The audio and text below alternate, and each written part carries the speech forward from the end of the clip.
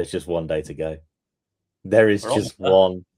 It is And we are almost. so close. We are so close. We are this Happy close. Vitality Blast Eve. It's back. The Vitality Blast Eve. It's here. It's here. Oh, You know what I so have been impressed with over the last week or so? The amount of advertising on Sky for it. yes. It has been all over the place, which we didn't get any last year. It felt like we got hardly anything, but they have been pushing it certainly this last week and a half. The fact as well they're going to be showing the women's blast as well again this year is absolutely outstanding. We will come on to that during this pod. Also, don't forget as well, you can watch highlights on 5OD or whatever it's called nowadays. 5 on demand or My 5 or whatever you want to call it. Or is it just Channel 5 now? Whatever it is. It's 5 something. Just put 5 in, and if you end up at the band, keep going. Yes, absolutely. Everybody get up. As our friend Jack Garwood, who listens, will love that one. Welcome to White Noise Cricket. It is Jarleth and it is Cam McFarlane with you for our actual episode this week. We have actually done a lot of work already this week. There's been far too much work going on. We have actually done our men's previews already. So if you want to listen to them, and also find out who we think is going to win the men's Vitality Blast, you can listen back to the episodes that are out already. But this is actually our kind of actual show for this week, as we always seem to come out on Thursday. I think it's probably the best way of putting it. At least in how it's been this year up until this point, this is probably the most one that is on brand with what we've been focusing on. Yes, and then don't forget, obviously, because it's Blast Week and because it's Blast season, we will be with you for at least 3 times during the week.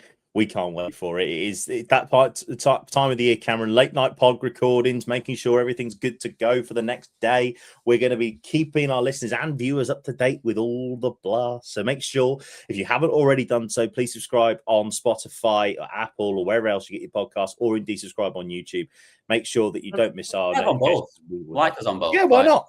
Watch it on both. Watch it twice. No one wants to watch it twice. Jesus. No one wants to watch it once, to be fair, at this point. But it's a fair statement.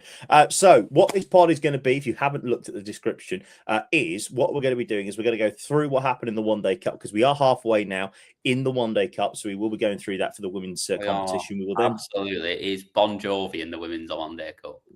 We are halfway there, living on a prayer. We will then look at the Vitality T20 County Cup. Round 2 happened, where there was a little bit of chaos, at least. It wasn't necessarily the most dramatic day, but there was a little bit of chaos. So we love to see it. We will then go through our Tier 1 Vitality Blast preview of the sides that are involved as well. And then we will end the show with predictions for both the women's and the men's for opening day of the Blast, which is tomorrow. We can't wait for it. It is going to be such a fun day. There is something really genuinely special about opening day of the Blast, because there's just that thought. It's like the start of any season in any sport. There is still that hope and expectation that maybe this year is my team's year. It never is, obviously, as we know. Quarterfinal exits have happened over the past few years. But in general, for all county cricket fans, there is that small hope of going, well, maybe this time it's our year. Maybe it's our year this year. And it's great. We love it. And let's be honest, everyone's got an opportunity. We've talked about everyone now in the Blast, and we've been through all 3 of the divisions as they stand now. And there's no one that you'd be completely shocked if they just went on a run and did it. Because, as we know, you can through in 3rd. Knockout cricket's an absolute lottery. Anything can happen. So everyone will be there. And as everyone sort of told us at the concert, they will be there and they will be going through it all and believing that they can win it. Otherwise, they wouldn't be professional sports people if they didn't have that mindset. So, yeah, it is wide open.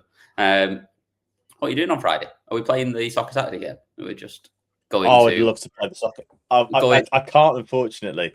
I can't because I've got T20 Blast version of the Soccer Saturday game where we go to wherever the first wicket falls on a. I think we will do that though.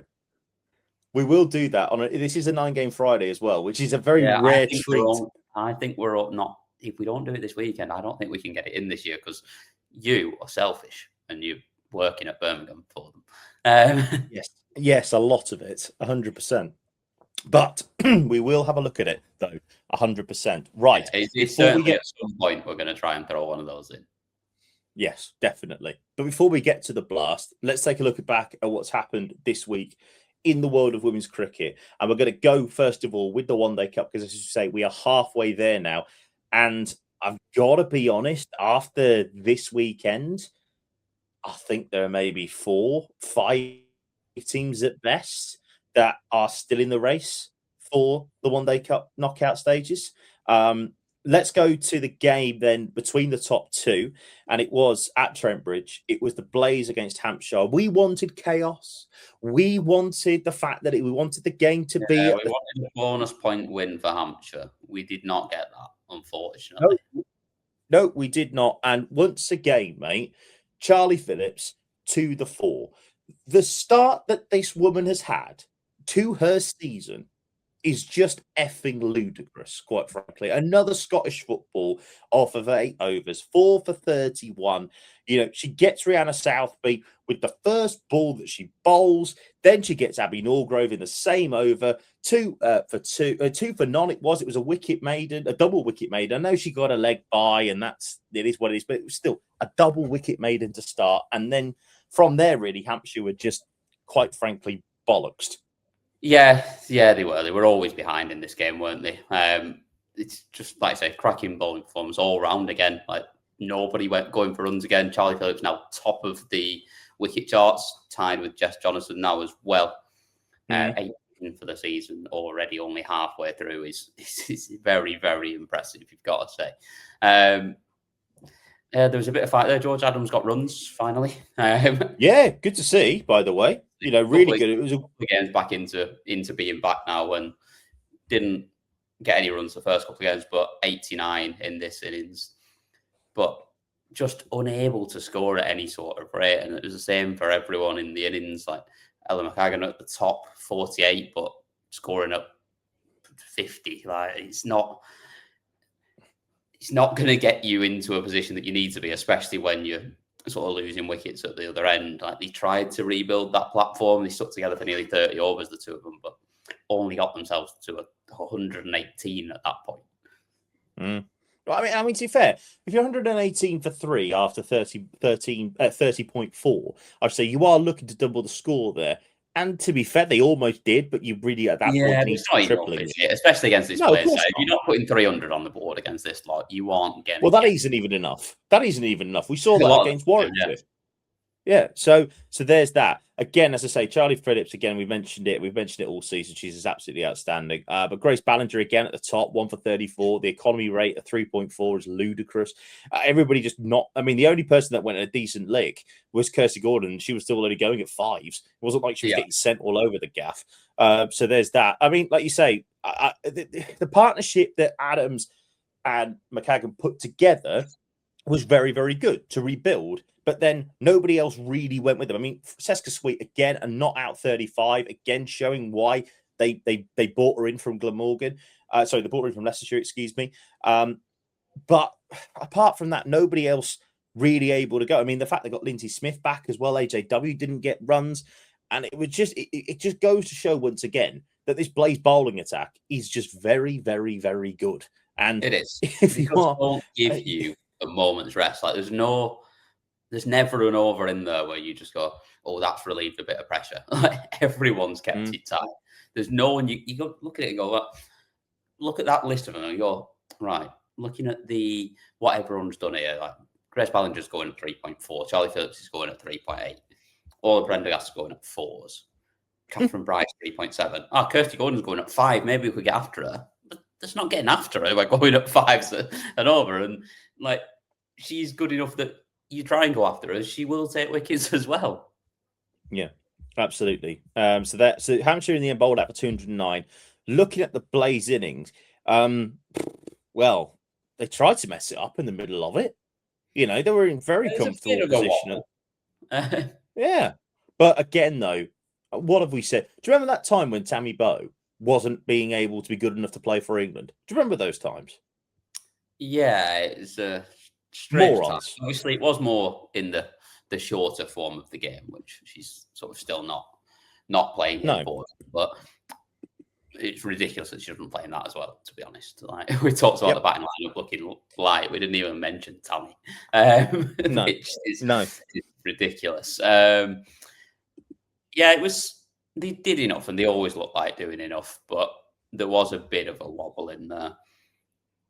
I do think that they bowled well, to be honest. I think Hampshire, to restrict them and put the pressure on, but it just never felt like it was going to be enough watching the game. You just thought they're comfortably ahead here. Why no real all of Daisy Gibbs overs, I have no idea. One for unless 20. unless they were trying to save her for 2 at the back end, which again I do, but surely at some point you bring her back. Like when it's looking 100%. Like the game's almost done, you bring her back and try that last hit, because they were only 3 wickets away. It's not like they were a long way off being able to do it. Like you nick one of them, and all of a sudden, we talked about how good Grace Ballinger and Charlie Phillips have been with the ball. You're not really backing them to get you over the line though with the bat very often. No, not at all. Tammy Bowe, 57 off 86, just giving them that sort of steady start to the innings that put them on the front foot. You know, Catherine Bryce, George Rail was all a Prendergast, all getting starts, but obviously Emma Jones, 37 off of 30, getting the Blaze home. Really, I mean, what a signing she's been so far this season. As you mentioned, Daisy Gibb, unbelievable, 1 for 23. Lindsay Smith getting a little bit of tap. I wouldn't say horrendous tap, but a little bit. We're 5 and over tap now. Is that where we're at?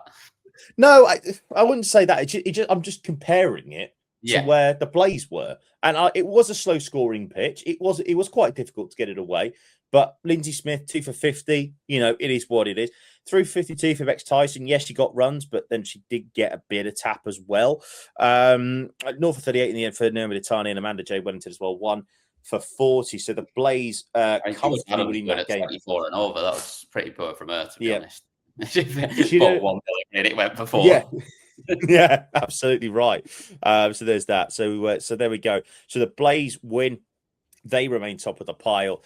They are in very much pole position at this halfway point. Let's go then to the games on Saturday. And, we put the clip out on Saturday, me saying that this Lancashire side could tear Surrey apart bowling-wise. They weren't far off. It just depends on the fact that Kira Shatley decided that she's very good at cricket. And she's good at cricket. But today, on that Saturday, she really put some good cricket on. What a knock. What a knock to get over the line. Really, really good knock. But I did tell you we would lose this game. You were certain we were going to win this. Yep, absolutely. They are still a good side, Surrey, and we just still not getting enough runs. Like constantly, it's sort of mid to low 200s or less at times as well. It's just we just don't seem able to have anyone go really big. Like Eve Jones was with a good knock, 69, and never sort of, I'm not going to say it's a bad knock, but again, the scoring rate, again, is putting us in positions where we're not able to get up to those totals that we need to really challenge against these better sides. Yeah, and I think the thing is that you lost wickets early doors. I mean, you're 83 for 4 near the end of the 20th over. And when you're in that position, you have to rebuild. And to be fair, you know, Eve Jones and Grace Johnson did rebuild and they got you up. To be fair, at 246 for 9, I thought you were still in the game because there was a chance there that Surrey were going to collapse like a deck of cards. But obviously, we mentioned like it's a chance. You're thinking, we're in the game, but based on the fact that Surrey are having a wobble at the moment, not on the fact that that's a good score. Yeah, it's a fair enough point. Again, there was starts there, you know. I mean, like you say, Grace Johnson, 39 off 56. Kate Cross, again, 25 off 20. She's in great nick with the bat at the moment. Yeah, she's in great nick with the bat. Get it back in the squad. Every single game. Looking at the bowling figures, Kalia Moore, 1 for 47 for her, 1 for 41 for Priyana Chatterjee. 342 as well for Danny Gregory. Good bowling there. But Maitland Brown, 3 for 46 for her. You know, that's 17 wickets in the comp after 8 games. And she's going. Well, 17 wickets in the comp. Like, you can leave it there because she's not playing for the rest of it. Unfortunately. That's a big loss for him, I think. Yeah, definitely. And I think it's a big loss. And like Maddie Penner's one for us that's also on her way out. She only signed for the 4 games up until the halfway point as well, unless they get some sort of deal done. But I'm assuming she's going to have other commitments at that point. Well, Maitland Brown as well also delivered with the bat, 62 out of set off 74. That partnership, because they were in trouble, sorry. You had bowled really well. 92 for 4 after 16.2 overs when ADR goes. I mean, Sophia Dunkley, good to see her back. Obviously, she's got to prepare for the T20 World Cup soon. 30 off for 23. Yeah, she went hard as well. Like, she went for it. Yeah, she was definitely preparing, 100%. She was preparing for the T20 stuff. But like you say, it was that partnership, wasn't it? Kira Chatley and Maitland Brown. It's a partnership of what? Yes, and that won them the game, 20, really. 25 overs, 134 on the board. Pretty good scoring, pretty good going. And it just basically, well, it all but got the game done. However, they did still then have another wobble at that point and lost 3 pretty quickly, 3 for 17 that they lost at that point. But you always kind of felt like, especially with Kira Chatley still there, that they were going to get over the line. Again, Kay Cross with another 3 for 52 from her 10. Tara Norris bowled pretty well, 0 for 48 for her. I thought it was pretty good. And Grace Potts again, 2 for 44 for her. But in the end, Surrey getting the job done. Lancashire 246 for 9, Surrey 250 for 7. Surrey win by 3 wickets. Another team that won by 3 wickets were the Bears in what was a strange game. Another strange game involving the Bears. What have we said all summer, first of all, about this Yorkshire side? Jess Johnson can't do it. We keep saying that Jess Johnson can't keep doing it, but she did. She does. Unbelievable, Doc. Can't keep doing it all on her own, but she does keep doing it all on her own. I mean, 110 off 102 balls.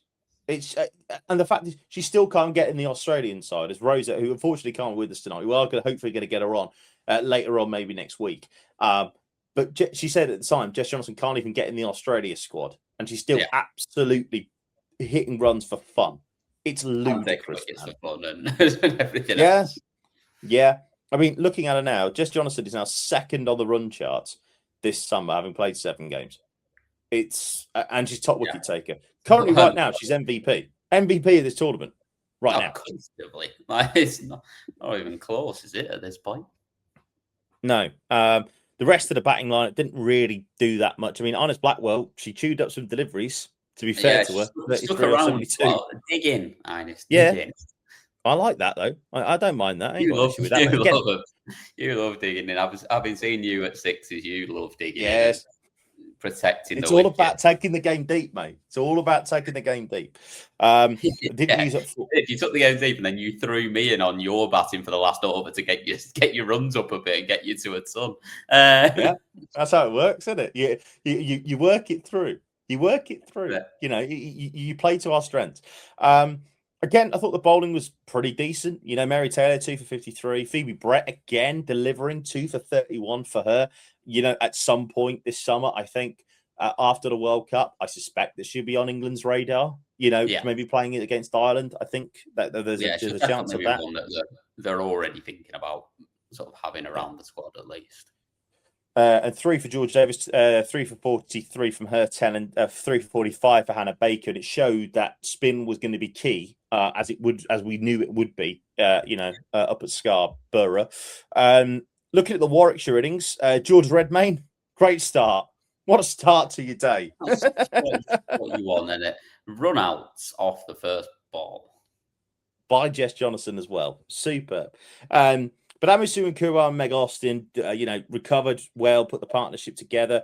Carys Paverley with a failure, which is the biggest surprise of the day. 3 of 11. Yeah, I don't think we'll be saying this very often over the course of this year, but no wickets and only 3 runs for Carys is not the best day out for her, but the season that she's had so far, I think we can forgive her that slightly.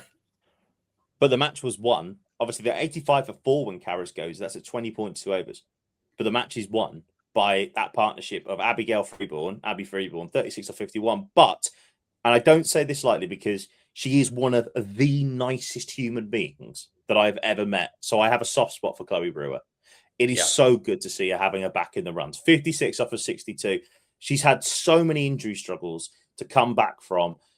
And for her to come back in and play a match-winning knock, it just gives her confidence going into the blast. And that partnership there, partnership of 93, very, very crucial in getting the Bears over the line. And again, quick runs from Mary Taylor as well. 22 off 18, another quick fire 20 that gets you over the line. And Mary Taylor both getting quick runs at the end and getting you over the line. Like, it is so important having those two there at sort of 7 and 8 in your side. Just gives you, like, you've got one of probably the shortest tail of anyone in this competition, I'd say. By the Blaze, because everyone bats for the Blaze. Well, not really though. Like, most of them do, but I think you're pretty similar in terms of the batting depth, to be honest. Looking at the bowling figures, then, I mean, it was just Jess Johnson and Claudie Cooper again, as it has been all summer, really, for Yorkshire. Okay. 3 for like, it's literally just what we'll do is just clip up that line, and then every time Yorkshire play, we'll just play that, and it'll save us some talking.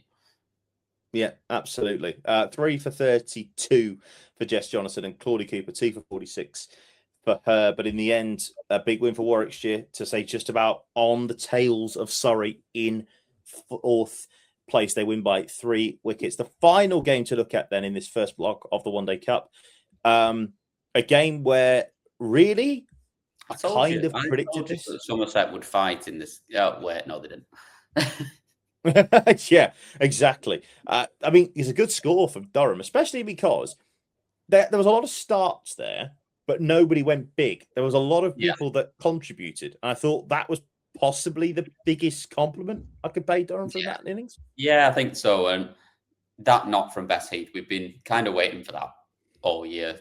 Like, we know how talented she is, and she hasn't really got runs so far, but that knock, 51 off of 34, they had a platform set at that point, and she just managed to take them up to a level where almost that magic 300 mark, and right ahead of the game, especially when you're playing at home at that point. I think they were in a very, very good spot. You know, again, Holly Armitage as well as a shout out, 58 of 83 for her.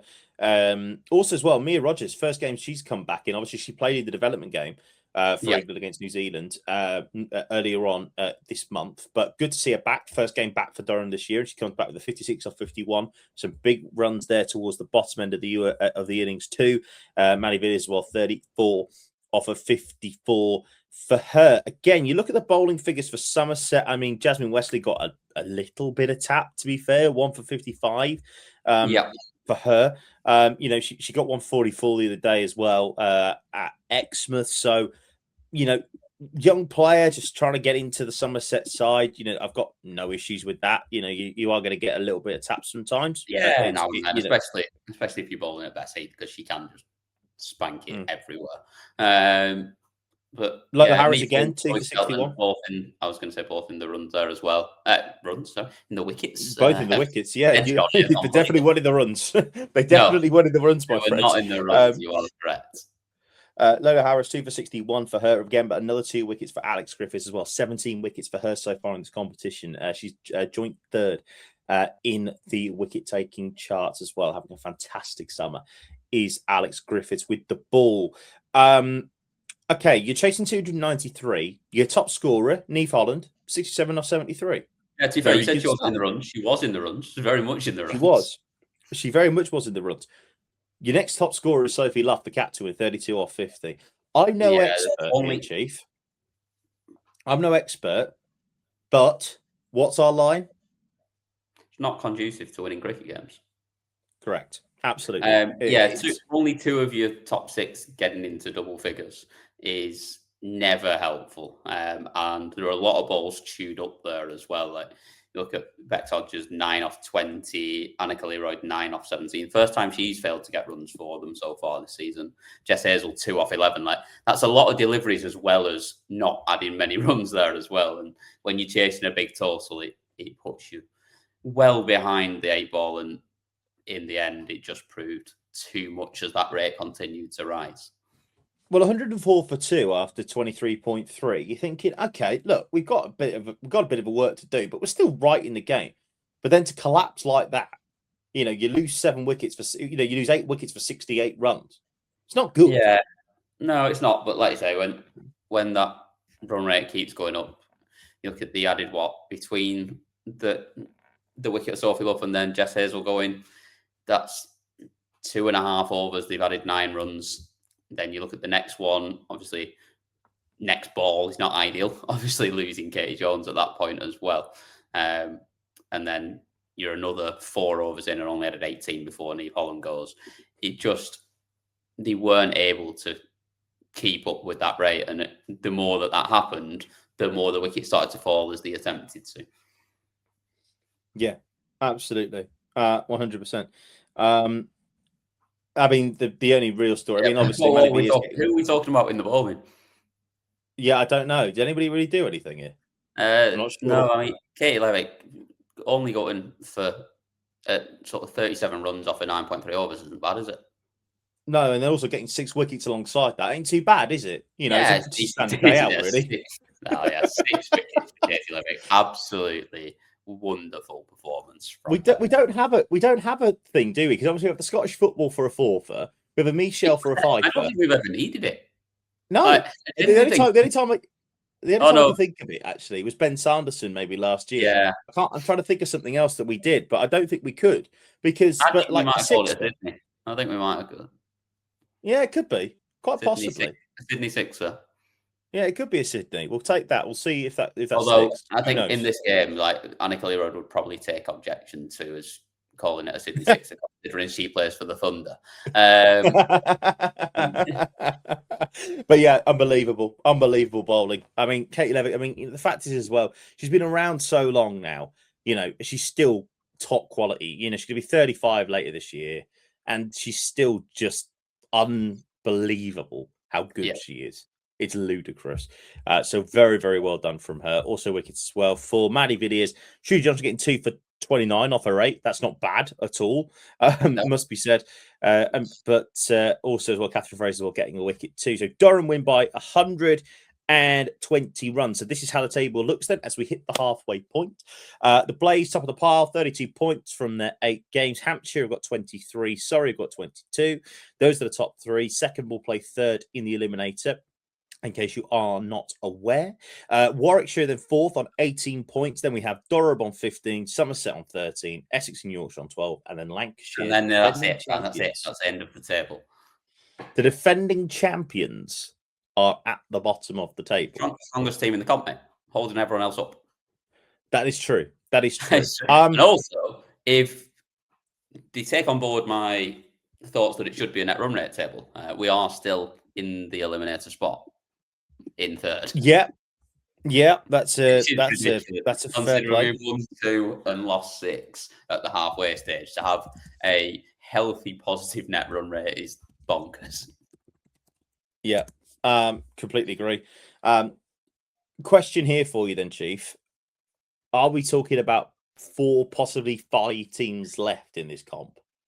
No, because I think that I can't see anybody from Somerset up, and unfortunately, I'm including you in this.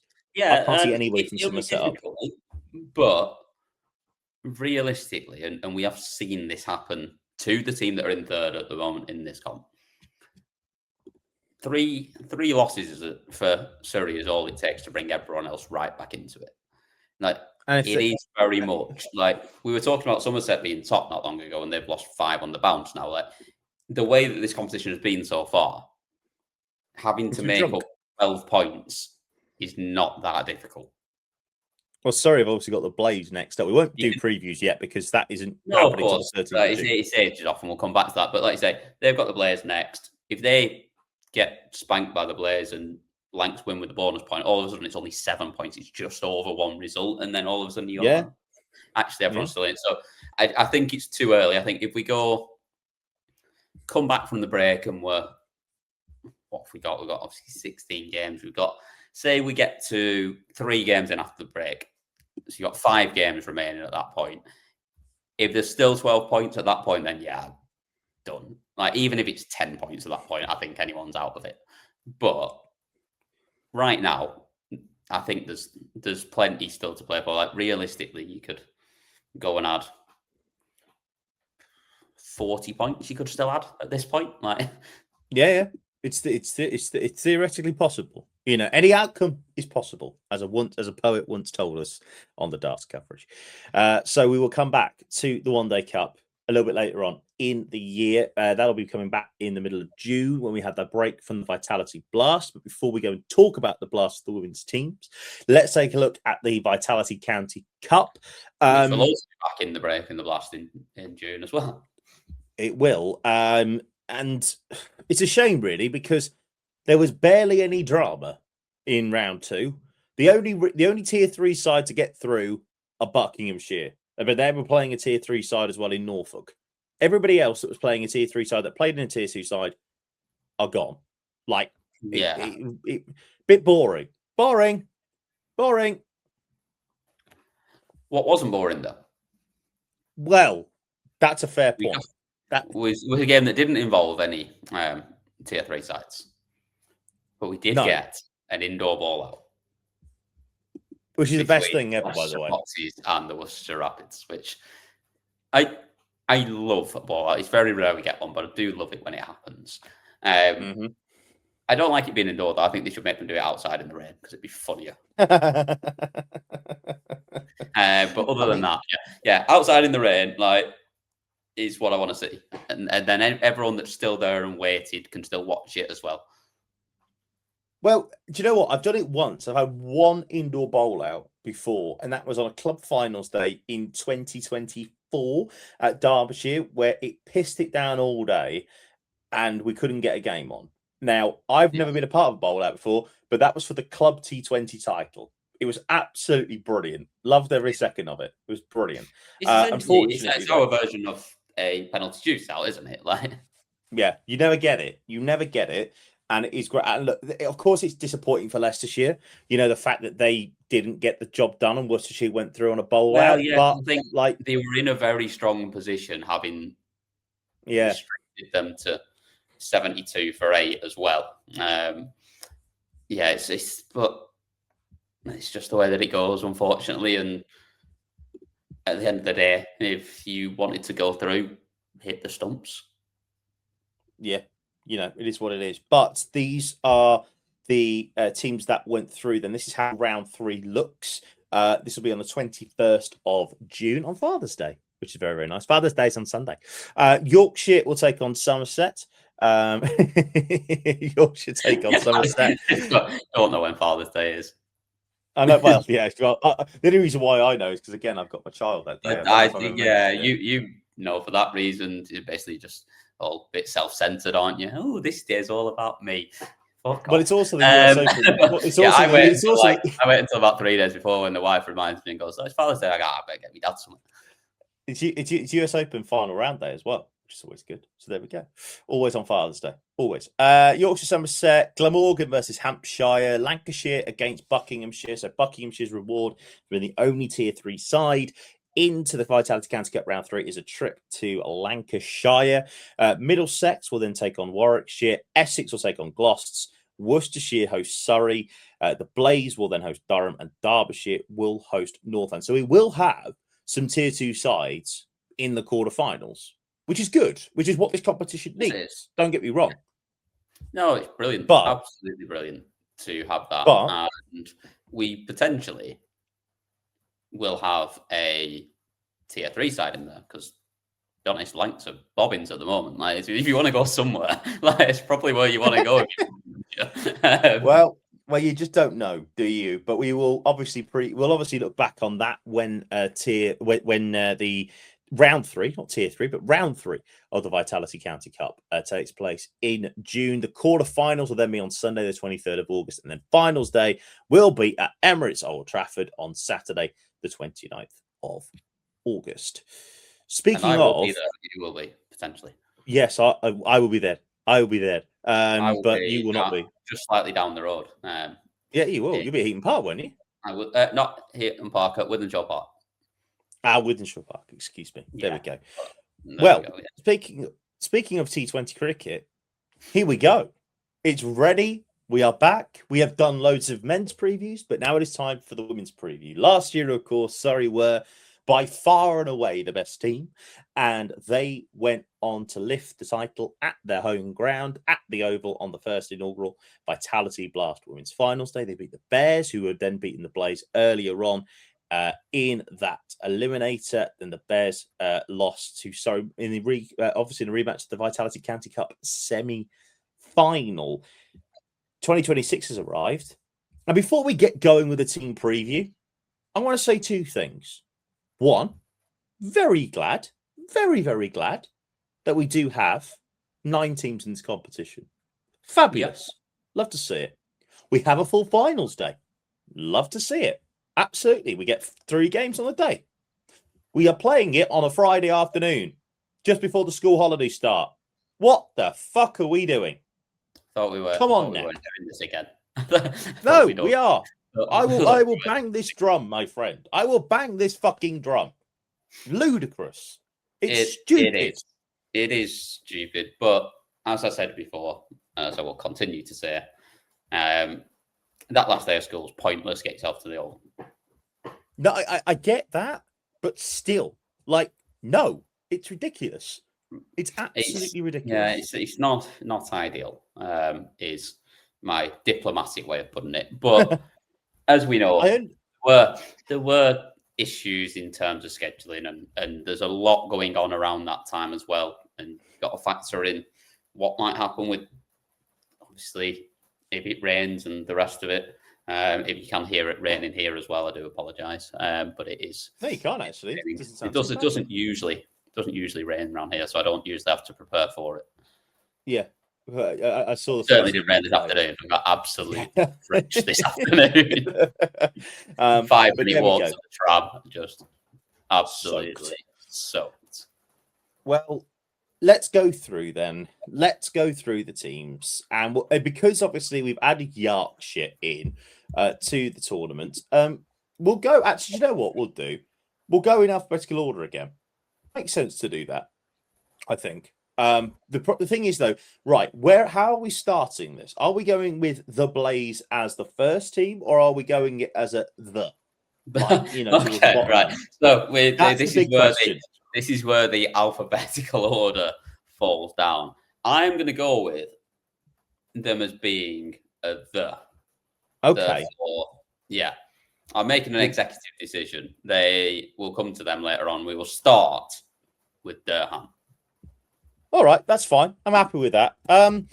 Okay, so Durham last year in the Vitality Blast, do you know what my biggest thought about them was? Disappointment. Because they had such a great team on paper, right? And they should have really delivered more, I thought, anyway, last year. But the fact that they finished 5th, the fact that they didn't really pull up that many trees, to me, I look at that team and I look at what they had, and I just felt, oh, do you know what I mean? Yeah, I do know what you mean. And I think they were a team that we saw a lot of it from them, where they were good in games, but they didn't get over the line.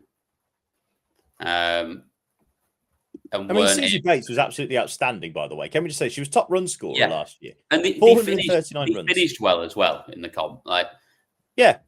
They were the last 6 games. They won 3, 2 no results and a loss. I mean, a little bit unfortunate with the weather, although they did play Surrey and the Blaze in the 2 that got rained off. So maybe it would have looked a bit worse if they hadn't taken 4 points from those games. Yeah. Looking at the batting there, look at the bowling start with. Obviously, we've mentioned Katie Levick already. You know, she was their top wicket taker last year with 13. Manny Bidias as well, 11 wickets for her. And then Sophia Turner as well with 10. And like we said, Susie Bates was the top run scorer throughout the whole comp. Bess Heath, 296. Again, you take that. You know, yep. But the biggest thing is that they were in so many games, but they didn't get over the line. That is the biggest issue here. That's the biggest issue. And that's what I worry about with this Durham side in general, really, is that will they be able to actually find a way to get over lines in the lining games? Because, yes, they've started all right in the one-day cup. I wouldn't say they've started badly, but there's still nothing there for me to suggest that they will finish in the top 4. That's where I'm at. Yeah, that's probably the concern for me. Like I say, there is that extra spot to try and get into, but we just, I'm not sure I have the confidence that they will be the one to make the leap and make finals day. As much as really good bunch, and I like Durham. I've got a bit of a soft spot for Durham. They're all up there on their own in the Northeast, and sort of one of those teams that's sort of missed out on other things with sort of the 100 and everything else, and not having anyone near them, because as much as you can call them, well, they were previously the Northern Superchargers, they're now obviously Sunrisers Leeds, which doesn't bring Durham into it whatsoever.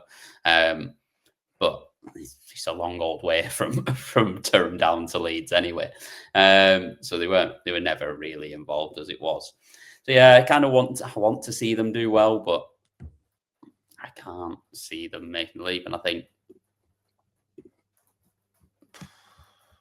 going to be. I'll go 7th. Yeah. I think well, 7th. that's it. Yeah, I think. Am I going to put them as a team that finishes lower than they did last year? I think so. Yeah. I think so. I think they go 7th. I think there are 2 worse sides for me, at least, in this competition, and I don't think that Durham. Thing is, I don't think that Durham are going to be miles away from the top 4. Don't get me wrong. I don't think they will be. But I think it'll be quite a tight table. It'll be all sort of bunched up. I think you're right. So yeah, I'm going to put them. Yeah, I'm going to agree with you. I'm going to go 7th. Okay. All right. Let's move on then. Next team to look at are Essex at Chelmsford. I will never do that again. What the fuck was that? And why did you think that was a good idea? Do you know why? Because I'm a crazy guy. Going on a serious note, then quickly. Again, looking at them last year, this was a year for them where we did think, let's be fair, we did think that it wasn't going to be an easy year for them. Obviously, we had them finishing pretty low down.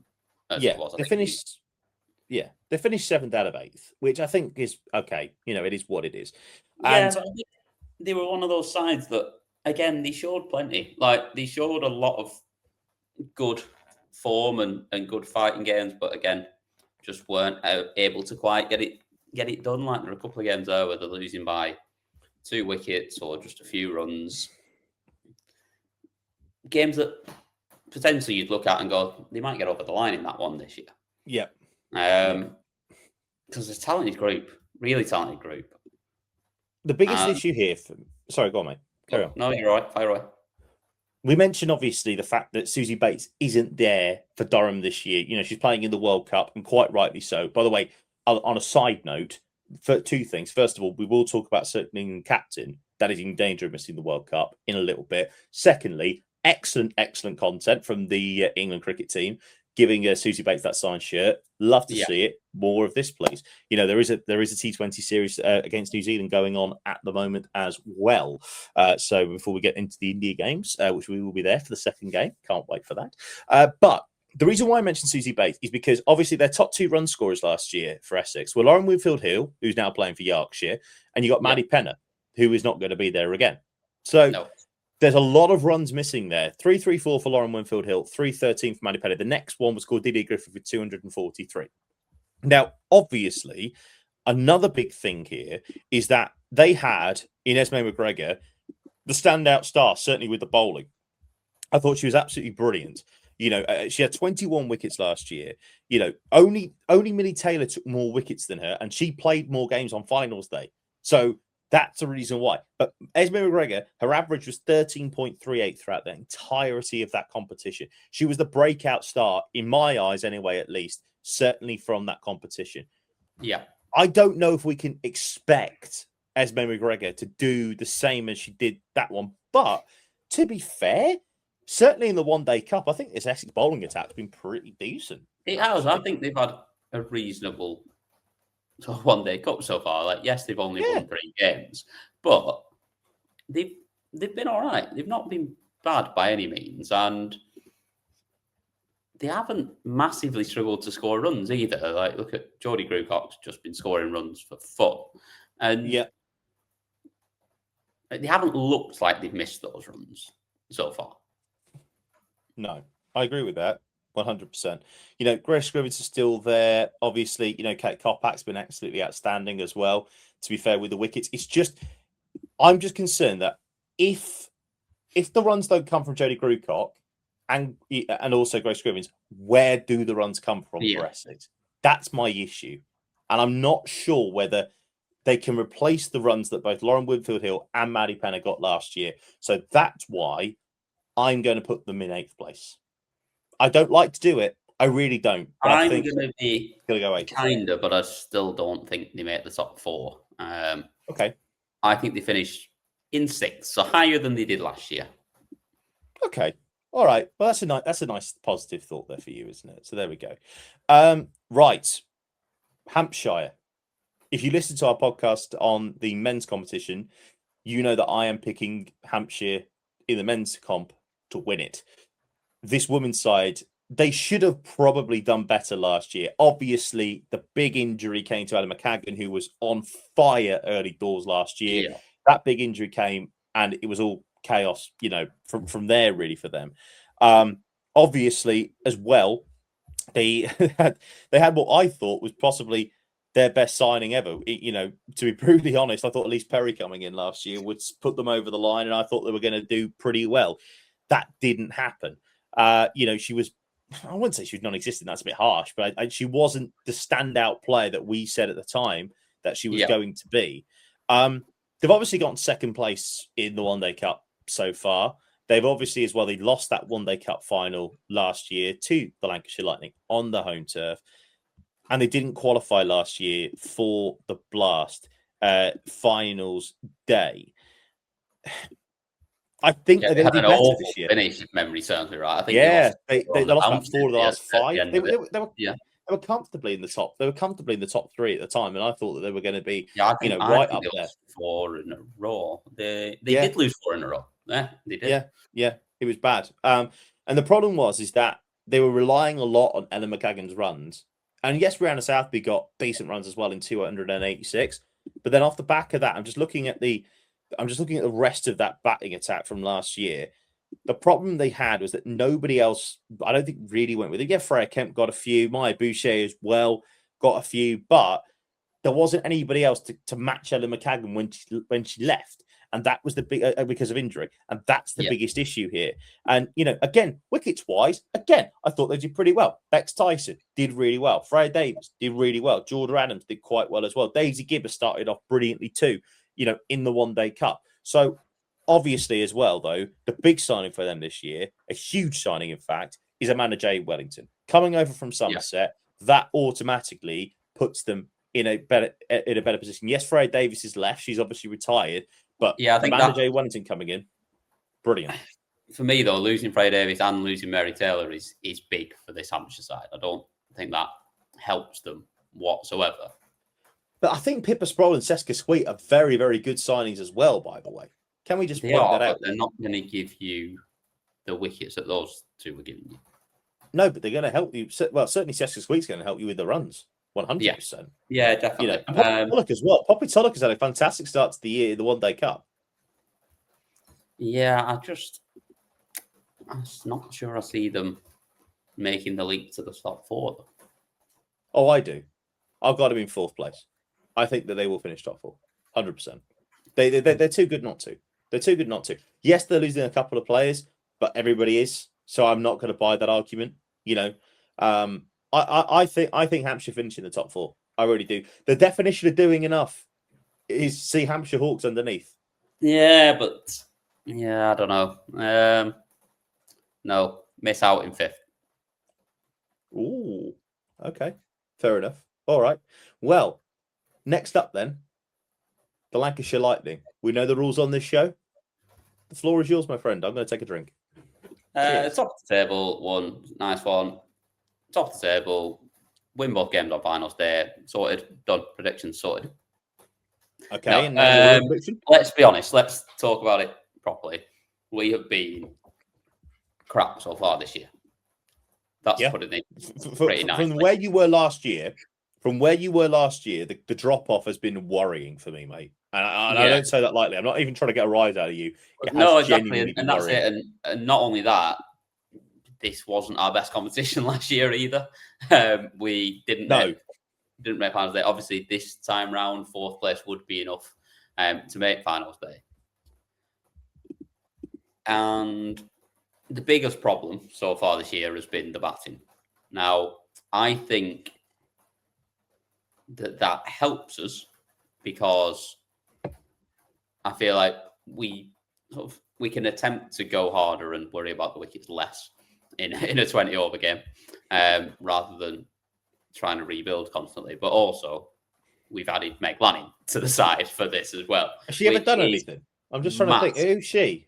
Never heard of her. Has she ever done anything? Not done much in her career across probably right, fair enough. trophies than anyone else in this competition, I would say. Jeez, that is.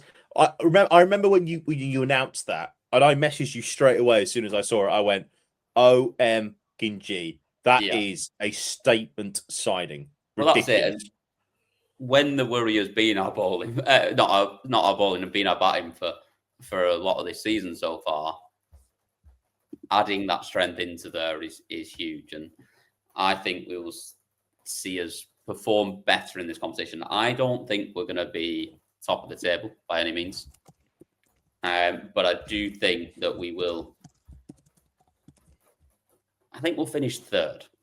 I think we'll be comfortably enough in there, but I don't think we're going to trouble the top 2. Okay, I mean,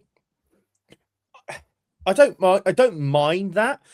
Obviously the fact that also what helps you, I think, is that only Sophie Eck is lost this year for you from the T20 World Cup squad.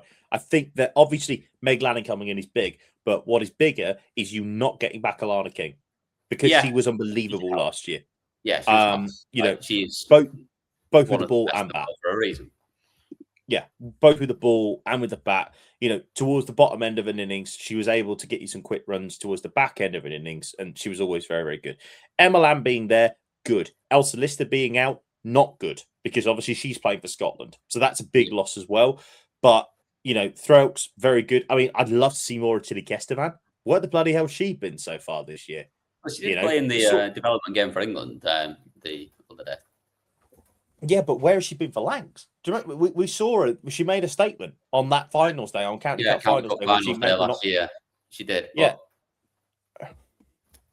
I thought we would have seen more of her, especially with the struggles we've had with the bat so far. But I am going to say, because, this is going to be really tough for me because I've got Hampshire sneaking in 4th. I might push them up to 3rd, actually.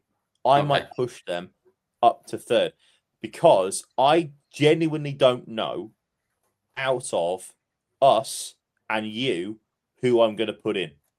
Yeah. In that fourth spot. I am going to hold fire on it until we preview Warwickshire, and then I will make my decision because genuinely it is a cost of a coin. It is a cost of a coin right now. Yeah. It is simple as plain as that. Let's move on then.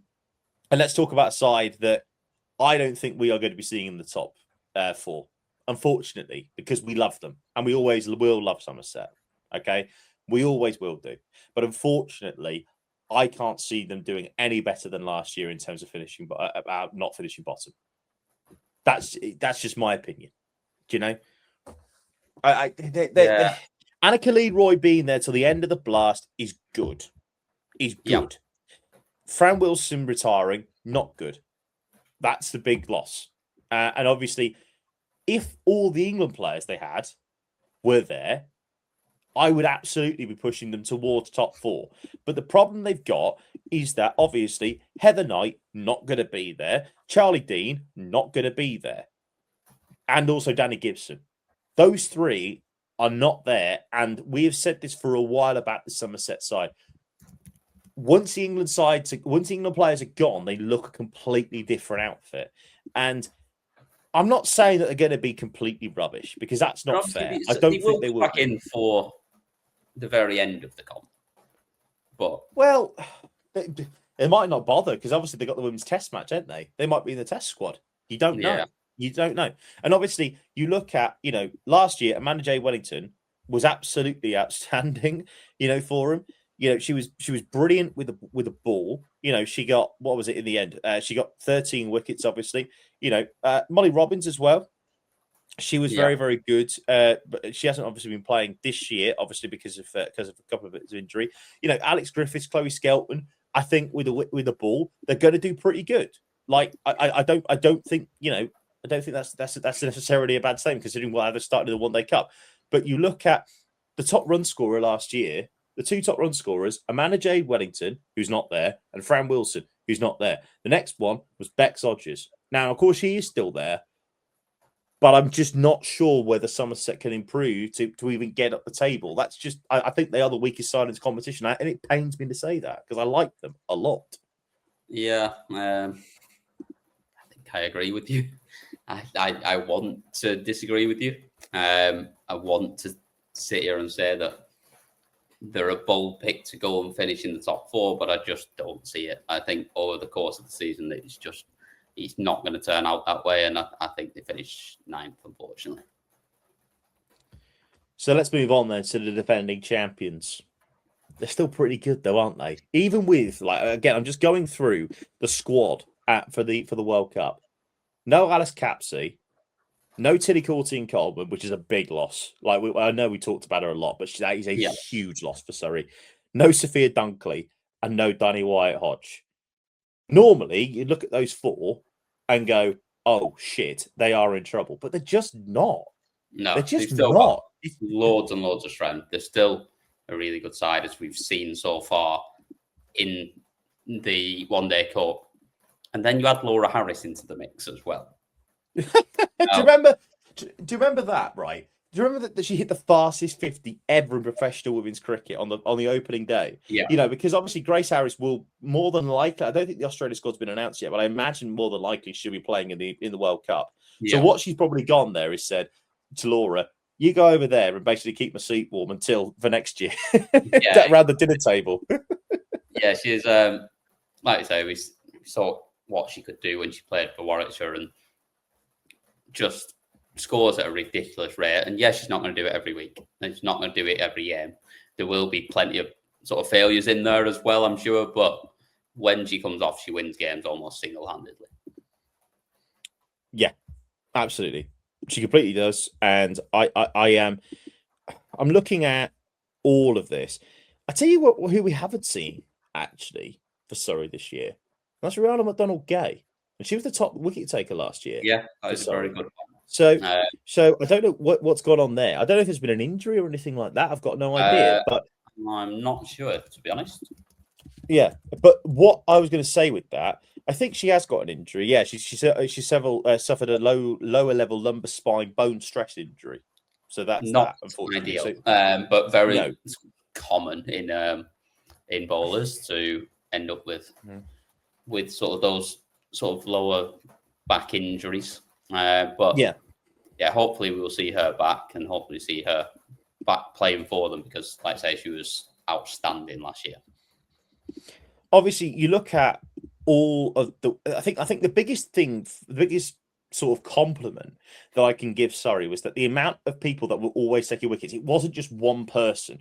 Okay, Rihanna McDonald got 15, but then again, Danny Gregory, best Platts in cricket, 100%, 14 wickets for her last year. Clea Moore, 12. Phoebe Franklin, 10. And then obviously Courtine Coleman as well, Tilly Courtine Coleman with 8 as well. And again, for the runs spread them around, didn't they? So it's a good position to be in. And runs-wise, okay, Danny White-Hodge and Grace Harris are not there, but you still got Bryony Smith, 246, Kira Chatley, 225, Paige Schofield, 217, ADR, 135. There's still quality there. Even as well, without Prerna Chatterjee as well, obviously she's playing for Scotland. Do I think they're going to finish top of the pile? No, I don't. And that is a big statement. But do I think they're going to finish second? Yes. They will be at finals day. 100% will be at finals day. I'm going to go and say they finish second in this competition. Yeah. I'm going to go. I'm going to put them top. Okay. I don't mind that. I think it's it's very much like 6 or 1, half a dozen of the other in terms of Surrey or the Blaze finishing top. But I'm going to throw it to Surrey. Well, spoiler alert here, everybody, because that's who I'm going to say finishes top of this pile. Yeah, Because there's no question. And luckily, they come next because it's almost like we planned that. Yes. Starting with the letter T for the Blaze, drop them in straight after Surrey, as we were talking about who's finishing first and second. Yeah, sometimes and you just get lucky in this game. Yes, completely. I think this is obviously a huge thing for the Blaze because they started off brilliantly in the One Day Cup. Last year they finished second in the comp in the group stages. Obviously got beat on the eliminator. Izzy Wong was outstanding during that game. And, it happens. We've always said that. Sometimes someone can have it. Everyone's allowed to have a day out. And they did. Let's be fair about it. You look at, obviously, the runs last year. Georgia Elwes, 412. Catherine Bryce, 370. Marie Kelly, 263. Sarah Bryce as well. Heather Graham as well, although she is not there this year, which I think is a big loss for them, but not that big. Tammy Bowe as well will be probably playing because obviously she's not playing in the One Day Cup. So, sorry, in the T20 World Cup, excuse me. So she's going to be there all the time. And then we've obviously talked about this bowling attack. Like, it's ludicrously good. Obviously we mentioned the fact that Charlie Phillips is starting brilliantly, this year in the One Day Cup, joint top wicket taker. Your favourite, Cassidy McCarthy, whether she's even going to get a game at this point, I don't know. When she comes back from at some point, she's too good not to. Kirsty Gordon, still outstanding. Catherine Bryce, outstanding. Grace Ballinger as well has had a really good start to the year. They just look the most complete team. And yes, they're going to lose Orla Prendergast because obviously she's off to the T20 World Cup. And yes, they're not going to be having Natsua Brunt around. But then again, they don't normally have her anyway. So I don't think that's as big of a deal. Like, I don't see how this team can be beaten right now. Certainly in 50 over cricket. And 20 over cricket is different. We know this. It is different, but they are very good at that as well, as we also know. Obviously made finals there last year. I think that Charlie Knott's a great addition for them for this competition as well. Like Emma Jones too as well in the Big Bash. They are a really, really good side, and they've sort of added to that as well. So I mean the loss of sorry, mate. Go on. No, I was just going to say the loss of Glennie as well is big. I do think that, like, the loss of Glennie is big because she gave you that control, and also as well she can hit down the order, at times. But then again, though, that is not their issue right now. That is not their issue. That is certainly not their issue, dude. I think they're fine. I think for some teams it would really affect them, that sort of a loss. I don't think it does with this Blaze side. I think there's too many that contribute every week that they can make up for those losses. So I think that they will be very good again. And I think, like I say, it's really close between whether they or Surrey finish top. And I think I've got them in second place, but would not be surprised one little bit if they're the top of the table. No, agreed. And that's where I'm at. If Surrey and the Blaze, you can intertwine them 1 and 2. I ain't got an issue with either way. If you want to put them 1 and 2, I think they're going to finish top just because I think they're the best team right now. But it obviously can change. Right. On to Warwickshire. Time for you to make a decision, sir. And it is the point where you are given the floor and do with it as you wish. Well, I might carpet it. See how we go. I might put some wooden paddle on it. I don't know. Yeah, don't mind it. Keeps good for insulation. Is the old carpet. Yeah. Look, here's my thinking. Right, with Warwickshire is that last year they were the surprise of this competition. Let's be honest about it. Nobody gave them a chance. We didn't even think they were going to be any good. Well, not any good, but we didn't think they were going to be finishing top 3. They were outstanding. No, we thought they'd put up a fight in games and they'd be decent, but they made us look rather silly as they went on and made the final, much to your excitement and joy. And yeah, it was an interesting day. 100%. It was a great day, obviously, at the Oval. You were happy to be there from memory. You were very happy to be there. I was all right towards the end of the day. I can't say I was so well when I first arrived. No, but then England won the Euros, so you were Yeah, very England happy. then won the Euros. It was wonderful. It was a great end to the day. Yeah. So going back to Warwickshire, obviously last year was I think a surprise to everybody, you know.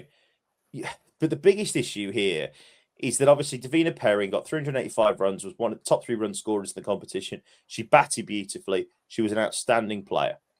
Yeah. And all that. The biggest issue here is that Stur Callis had 347 runs and Laura Harris had 320.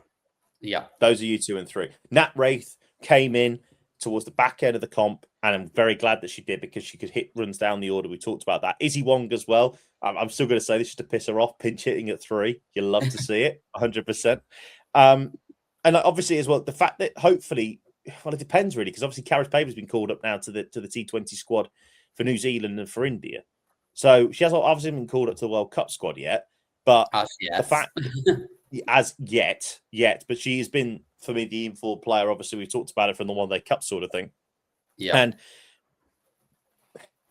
obviously no Wongi again this year, getting back in the England squad, and it's delightful to see. Emma will be back, and that is very good because I think having her in that bowling attack is very, very important. I'm looking at this now. Obviously, we haven't seen Millie Taylor play. Why has Millie Taylor not been playing One Day Cup? Like, why? I don't know, but she will certainly play in this competition. Top wicket taker last year. The find of the year, by the way, in terms of everything, because it was the first professional season she was top wicket taker in the comp. And then obviously as well, sisters there as well, Mary Taylor, who we talked about before. Maybe we've been conned. Maybe there are no Taylor They are twins. identical twins. Maybe we've been conned and there is just one. Potentially. I don't know. Now they're signed on the same side. They can't rock up at 2 games in 2 days. Just one of them has to play. No, obviously. Well, being silly. Hannah Baker as well, very, very good player. George Davis, an excellent captain. Phoebe Brett, I think, will play more than just the 5 games this year. I think she'll be playing way more games. The thing is with Warwickshire is that there's no real surprise for them this year.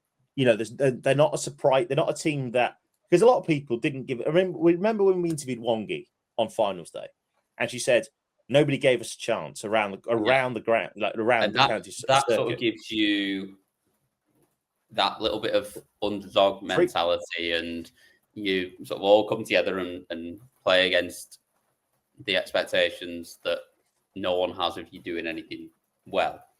It's a totally different thing this year because everyone's looking at you as last year's finalists. Everyone wants to go and beat you. It's going to be a different mindset, and it's how you deal with that is going to be the biggest thing.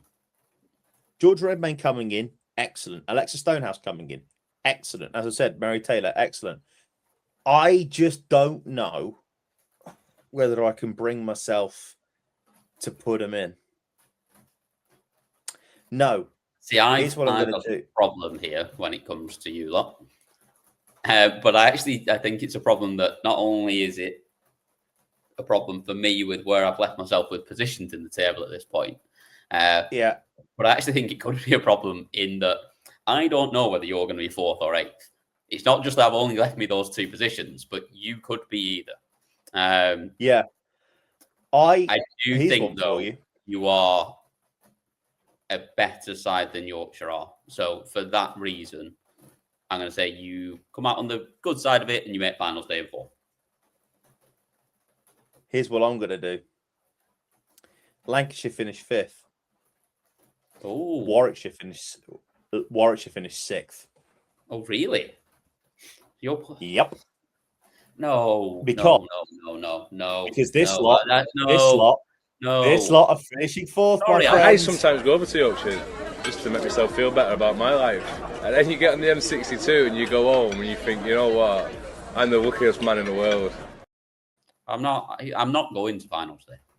If Yorkshire are there and Lancashire aren't, I'm not going. I had to do it with Birmingham being there last year. I'm not doing it. They look good, man. I know that they haven't had the best of starts in the One Day Cup, but Jess Jonathan is still there. She's still playing cricket for him. Lauren Winfield-Hill had a fantastic blast last year. We mentioned her, obviously, top run scorer for Essex. Stur Callis, excellent performance last year. For He's not even played yet. No, Exactly. Glad he's going to be there again at T20 level as well. So, and obviously, we talked about the likes of Claudie Cooper as well. Inez Blackwell, who's had a fantastic start to the season, with the pull.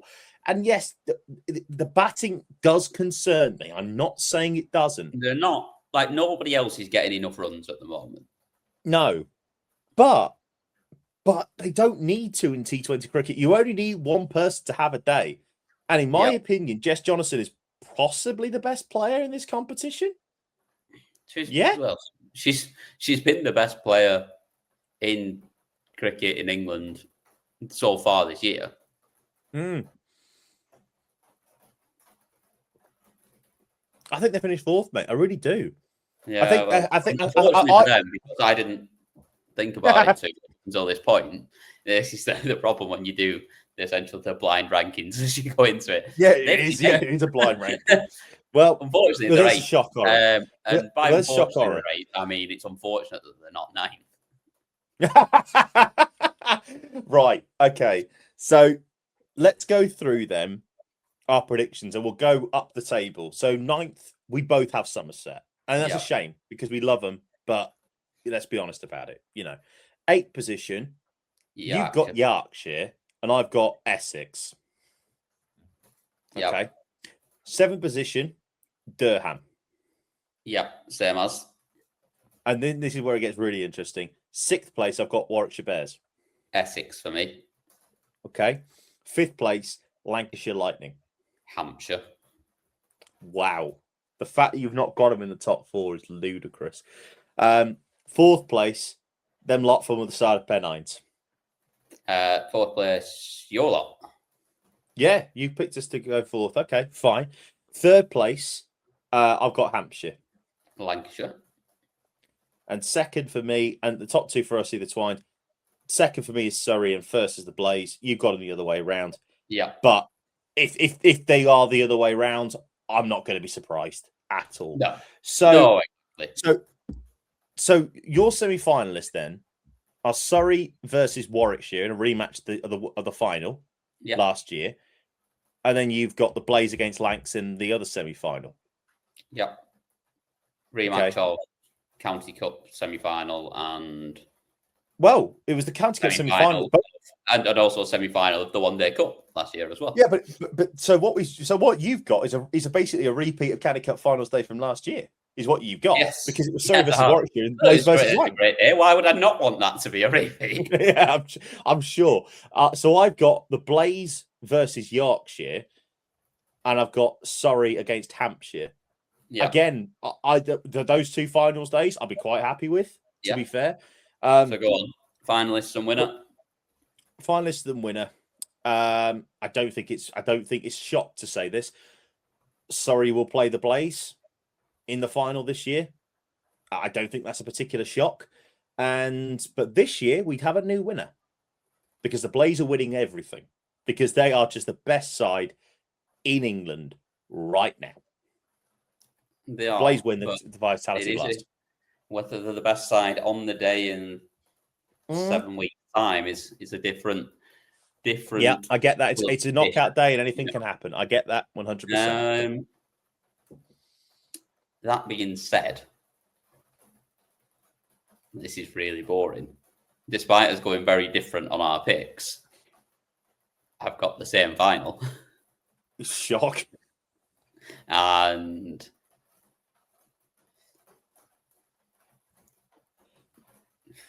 I like Surrey on the final. I just think experience of last year. I know it was a different finals day, but experience of last year of winning a final at home. I think we see it again. Again, that wouldn't surprise me. Wouldn't surprise me in the effing slightest, if Surrey win this comp again. But remember, I go back to this, 2003, right, when they won the only men's title. They were undefeated at that point until the final in 2004. Yeah. Then Brad Hodge did what he did for the Leicestershire Foxes. My second ever finals day, that was one of the ones I can remember. I've actually still got over here, I've got the programme for the first ever finals day still. That's great. That is great. And I've got the one from 2025 as well. I'll keep them together as little. And if you want to get your hands on it, no, we're not giving it away. I'm joking. I'm not giving away your memorabilia. Absolutely no chance on that. Right. So before we go into predictions, then for the first day of the Vitality Blast, I can't believe I'm saying that. It's so good. We do have to touch on though a big story that has broken in the last couple of days. As you listening, this was broken on Tuesday here. And this is very, very important. The England women's captain, Nat Silver-Brunt, leading her side into a home World Cup, may not be doing that. She has had a scan. She's got a calf tear. And it means that Karis Paisley and Maya Bouchier have now been called up to the England squad for the T20s that are happening against New Zealand right now and then against India. If I was a betting man, and we both know that I'm not, honest, I would say that Nat Silver-Brunt... Yeah, we played the fifth on that one, Your Honour. I would say that Nat Silver-Brunt is in massive danger of missing out on the T20 World Cup because you've either torn your calf or you're not. You can't have a minor calf tear. You either torn it or you haven't. Yeah, like if it was a pull or a strain, I'd be like, yep, give her a couple of weeks off. Yep. Don't play in these games. She'll be fine for the World Cup. I don't think you're recovering from a tear in the next 2 weeks. Like, I don't think it's possible. And my concern is that she tries to play through it. One, for her sake, in terms of it's never the smart thing to do and you're probably going to cause more damage. But two, I don't think you can go into a World Cup carrying someone that's not fully fit and not able to do what you want to be able to do. Because, yes, she might be able to go out there and bat. And even on one leg, she's probably one of our best batters still. Yep. Agreed. But you need to be able to bowl her throughout a full World Cup. Like, you need to have that option and to be able to throw the ball to her when you need to, if you're struggling. And she's not going to be able to bowl. I can't see any way she'll be able to bowl if she's got a tear in the calf. I would much rather see, and especially the form that she's in as well, I would rather see Karis Paisley in that team, fully fit, ready to go, can bat, can bowl, can do it all, than just have Nat in there because it's who she is and what she is for the game in this country. Sometimes you've got to take that decision out of their hands and say, look, you know what? We've got to be strong enough here that you are not ready. You're not playing. Yeah, agreed. This is going to come back to bite me on the arse massively, but I think this needs to be said. You look at that group that England are in, Ireland, New Zealand, Scotland, Sri Lanka, and the West Indies. If they don't get through that group without the need for Nat Silver-Brunt, there is going to be wholesale change across the board at the ECB in women's cricket. Like that, let's have that right. England should not be going out of a World Cup, particularly a home World Cup, at the group stage in that group. Right, I think that's a fair statement. With no disrespect to the teams that are in there. Yes. I think we could sit here and pick a team from the players not selected that are playing in the Blast. Yes. That would still get through that group. I agree. 100%. I mean, New Zealand are a decent side. I'm not going to deny. Obviously, they're the defending champions, so we have to give them credit. You don't have to win the group. I still think we should probably win the group. I think we're good enough to win the group and finish above them. But you only have to finish second, and none of those other teams should be getting anywhere near the quality of this England side. I mean, it's amazing how Australia and India have avoided England in the group stage. I mean, I'm shocked. I really am. Random draw, Mr. Eaton. Random draw, of course. Is it really? Anyway, but like I say, if Nat Silver-Brunt wants to try and come back, if she is fully fit to come back for a knockout stage where you just need her for 2 games against either Australia and want her in the squad. I want her around the squad, but absolutely. Why does she do card tricks? If you get to the semi-finals and final, then I just noticed what you're doing. But even if you do get to the semi-final and the final, if she's still not 100% right, I don't want her coming back in either. No, I get that, but like you say, the experience that she has, you obviously want her in that squad, and why? If she's fully fit, I want to do. I've got to sing song. But if she's not fully fit, I don't want to see her trying to do a job when she's not able to do what we know she can do. Yeah, I mean, we could be at a point where Charlie Dean's leading her side into a home World Cup, and I think we are. To be brutally honest, I think that she is going to be leading her into a home World Cup. But that is all to come. Obviously, we will keep an eye on it. We can't wait as well, because a week on Saturday, we are going to be in Bristol for the second T20 against India. So if you are in Gloucestershire and you are in Bristol, we're going to be out on the night after the game, watching the Champions League final and probably having a couple. I'm not going to have too many because I'm supposed to be working the next day. But yeah, maybe 1, 2, 7. I don't know. But anyway, we will be out. So come and join us if you are around. We'd love to speak to you, obviously. Right. That is a big story. If you're going to do it, probably speak to us earlier on in the night if you can. Don't speak to us after the cricket finishes and where the Champions League men's Champions League final starts, because Christ, that's going to be a very, very big day. But what we're going to do now then is we're going to start the preview. This is a big one. Opening night of the Vitality Blast, opening day of the Vitality Blast. We've got 4 games in the women's group, and then we'll also give our predictions for the 9 games that are taking place. We have a 9-game Friday in the men's competition. So here we go. I mean, do we just start calling it a 13-game Friday now? We might as well. Keep adding more. Yeah, why not? Let's go through the women's games then. First game, that the whole blast starts at 2:00 with Essex against Warwickshire. What a start! The Bears, defending finalists, defending runners-up, they're going to go and win at Chelmsford. I'm sorry. Defending runners-up. Get out. Get out of here with that. That is the most... It's even worse. I was going to say it's the most Arsenal thing, but unfortunately we can't say that now. No, it isn't, unfortunately.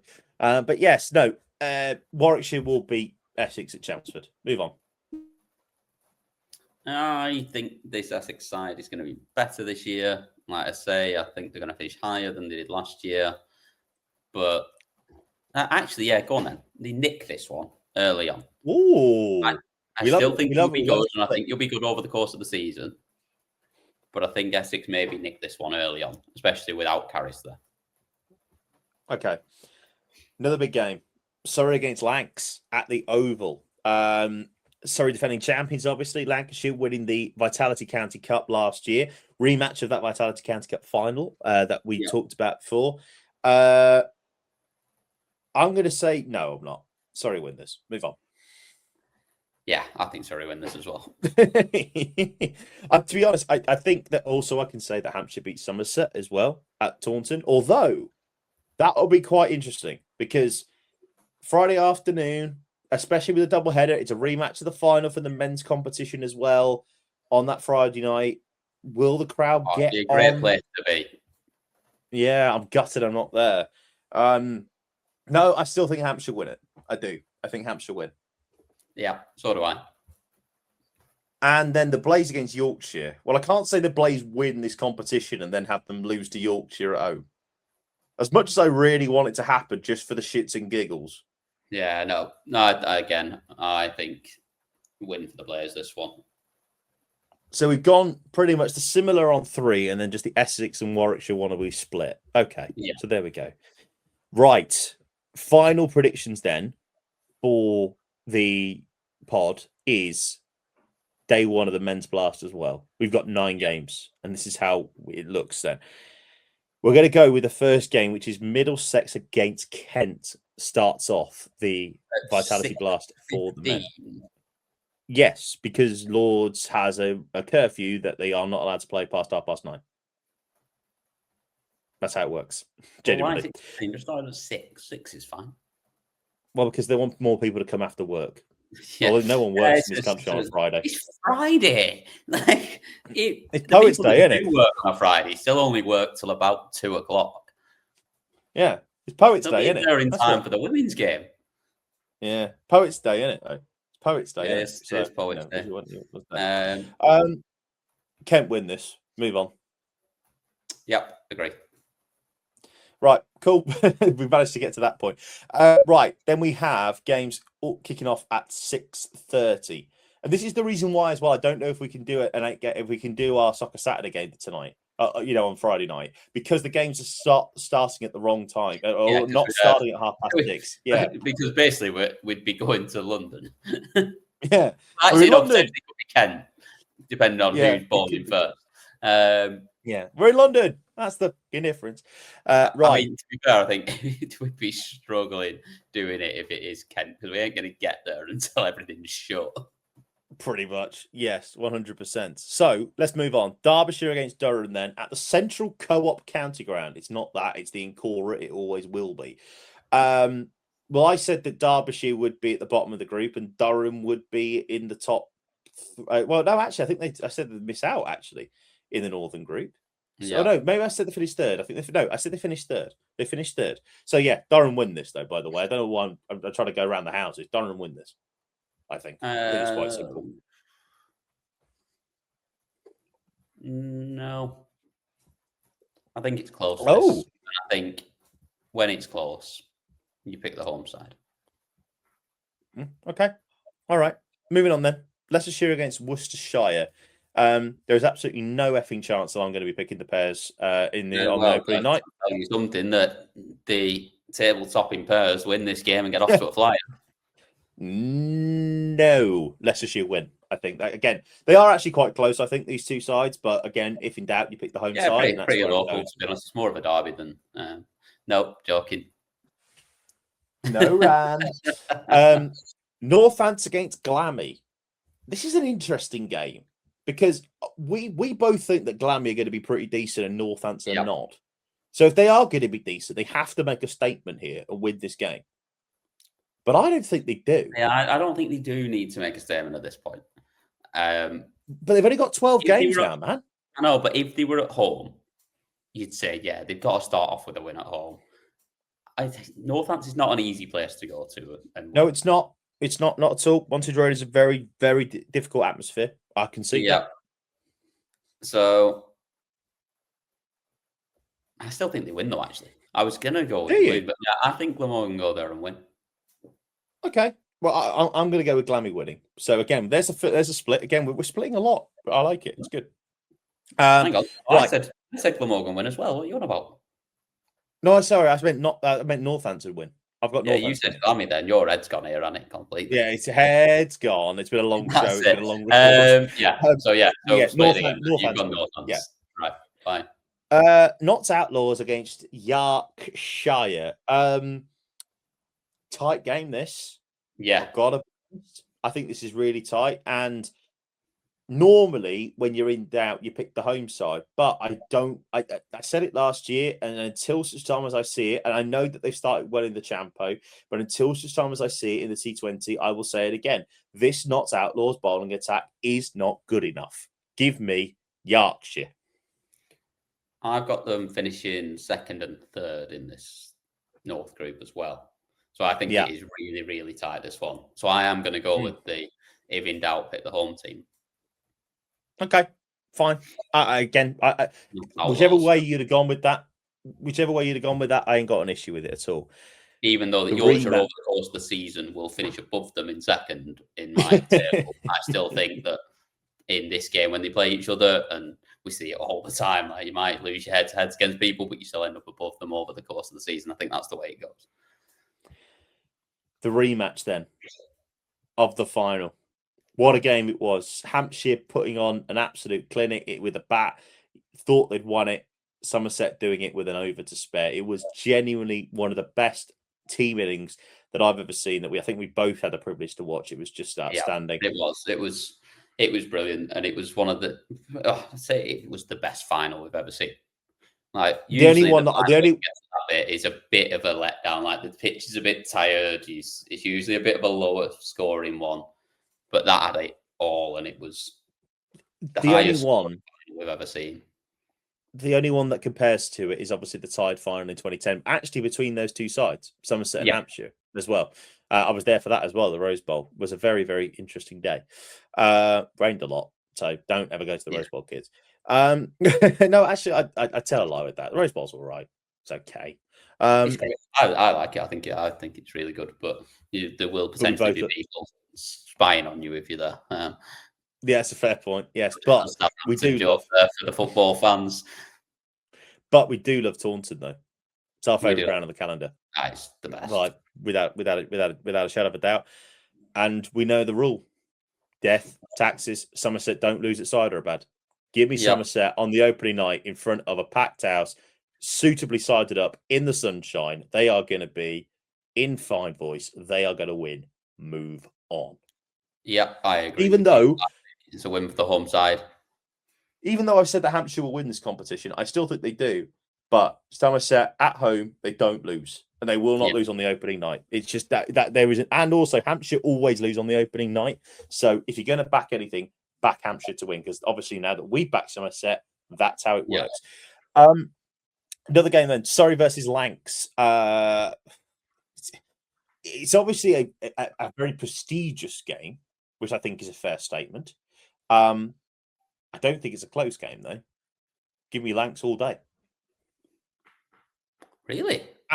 Absolutely give me Lancs all day. 100%.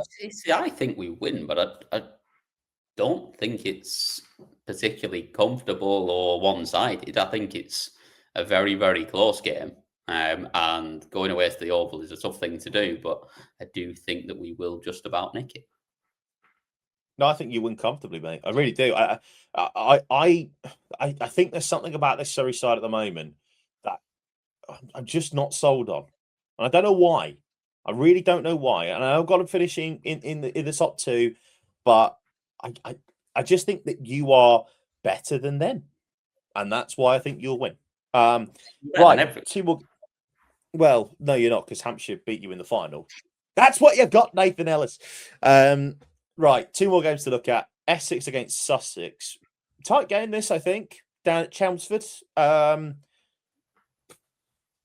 If in doubt, pick the home team, maybe? Or not? I don't know. I think Sussex are a better side than Essex, but I think this is one of those games where you look at it and go, Essex will beat Sussex, and we'll be sitting here on the opening night review show going, how did that happen? That's where my head's at, I think. Yeah, I'm a bit sort of stuck on this one as to what I think happens as well.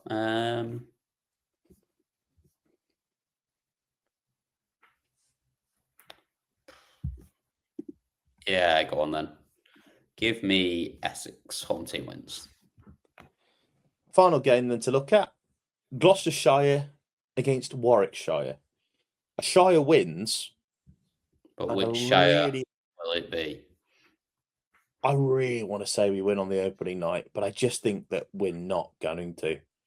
I think Gloucestershire at home, at Bristol. Yeah, give me them. As much as it pains me, because I really want us to get off to a W, because we've got Somerset coming to our gaff on the Sunday, and we could theoretically be 0 for 2 and in a hole, in a big hole, to get into this qualification already. I had both of these teams not getting there and not making it to the knockout stages. I think if you start with a win, you could get on a little bit of a roll and do all right. Yeah, I agree. Which could be silly. So for that reason, Gloucestershire win. Well, on that bombshell, this marathon pod is finally going to end. But I hopefully think that you've enjoyed it, everybody, because we have certainly enjoyed it, and we will be enjoying it throughout the summer. Cameron, the next time I speak to you, will be on Friday night. So for the listeners, it will be Saturday morning. We'll have had all these games Saturday morning, to be fair, by the time we get done. Oh, yeah, 100%. But we will have had the start of the Vitality Blast, sir. Before we go any further, go well for the season, my friend. It is just the best 7 weeks of the year. Can't wait. Here we fucking go. Oh, that's it. Like, even if it goes completely to pot and Lancs don't win a game all season, it's still the best 7 weeks of the year. That's obviously not going to happen because we've won more games in this competition than anyone else in history. But nice to get that in there. Yeah. You think I'm getting through a pod without mentioning it? Not a chance, mate. But yeah, it will be just a fantastic 7 weeks. It's brilliant that it's all together again in one block in the middle of the summer. It means that we can enjoy finals day without getting cold towards the end of it as well, which is nice because I hate being cold.